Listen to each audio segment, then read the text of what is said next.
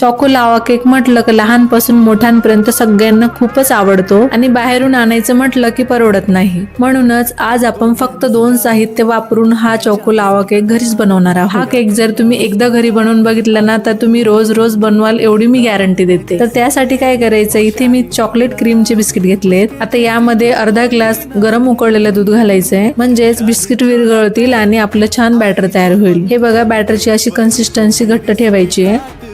आता इथे मी एक डेअरी मिल्कची कॅडबरी घेतली आहे, त्याचे असे तुकडे करून घेतले आणि त्यामध्ये 1 चमचा गरम दूध घातलेला आहे आणि चॉकलेटला असं मेल्ट करून घ्यायचंय. बघा, असं घट्टसर चॉकलेट तयार झालंय. आता बॅटर मध्ये बेकिंग पावडर घालून आपल्याला याला व्यवस्थित मिक्स करून घ्यायचंय, म्हणजे आपलं इथे बॅटर तयार झालंय. आता मी इथे एकसारख्या वाट्या घेऊन यामध्ये थोडं थोडं बॅटर घालून घेतलंय आणि यामध्ये जे चॉकलेट गनाश बनवून घेतलेलं होतं ना ते आपल्याला यात घालायचंय. सोबतच माझ्याकडे डार्क चॉकलेटही पडलेलं होतं, तेही मेल्ट करून मी यामध्ये घालतीये. तर यावरून उरलेलं बॅटरही घालून घ्यायचंय आणि 15 मिनिटं हे केक आपल्याला मध्यम गॅसवरती बेक करून घ्यायचे. झाला की नाही सगळ्यात महागडा चॉको लावा केक घरच्या घरी तयार. आवडला असेल तर एक लाईक नक्की करा.